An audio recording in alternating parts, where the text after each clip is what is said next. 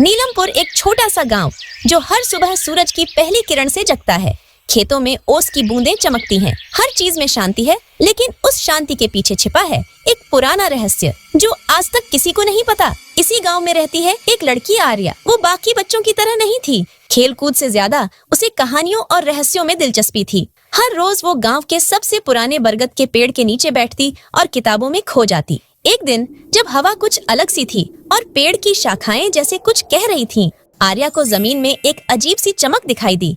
उसने झुककर देखा। वो एक नीला चमचमाता पत्थर था। जैसे ही उसने उसे छुआ, जमीन थरथराने लगी। बरगद का पेड़ हिलने लगा और अचानक जमीन में एक दरार खुली। उसके नीचे एक गहरी सुरंग थी। आर्या का दिल जोर जोर से धड़कने लगा, पर उसकी जिज्ञासा डर से ज्यादा थी। उसने बिना किसी को बताए उस सुरंग में कदम रख दिया। सुरंग अंधेरी, ठंडी और रहस्यमयी थी। कुछ देर बाद उजाला फैला और आर्या एक दूसरी दुनिया में पहुंच गई। एक ऐसी दुनिया जिसे वो सिर्फ अपनी किताबों में पढ़ती थी। पेड़ बोल रहे थे, चिड़ियाँ कविता सुना रही थीं और नदियाँ चांदी की तरह चमक रही थीं। ये थी त्रिलोक, जादू की दुनिया। पर ये दुनिया अब खतरे में थी। एक दैत्य कालद्रोह हर चीज को निगलता जा रहा था।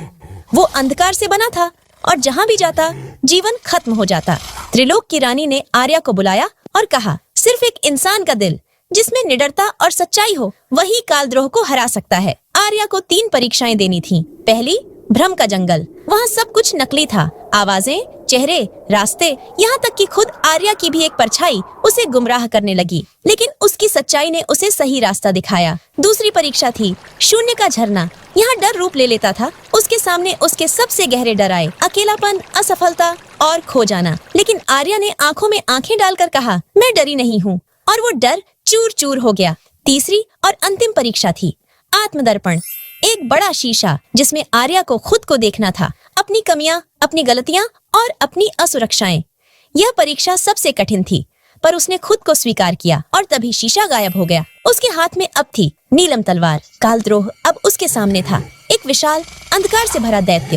त्रिलोक की सारी आशाएं अब आर्या पर टिकी थीं। आर्या ने नीलम तलवार उठाई और एक तेज प्रकाशमय वार में कालद्रोह को हमेशा के लिए मिटा दिया। अंधकार हटा और त्रिलोक फिर से खिल उठा। रानी ने आर्या को वरदान दिया, जब भी तू नीलम पत्थर को छुएगी, त्रिलोक तुझे बुला लेगा। आर्या गांव लौटी, पर अब वो सिर्फ एक साधारण लड़की नहीं थी। अब वो जादू की रक्षक थी, एक योद्धा जिसकी अपनी कहानी थी। अब वो किताबें नहीं पढ़ती, वो खुद कहानियां बनाती है। अगर बच्चों, तुम भी चाहते हो कि तुम्हें भी ऐसा ही जादुई नीलम पत्थर मिले, तो वीडियो को लाइक कर दो।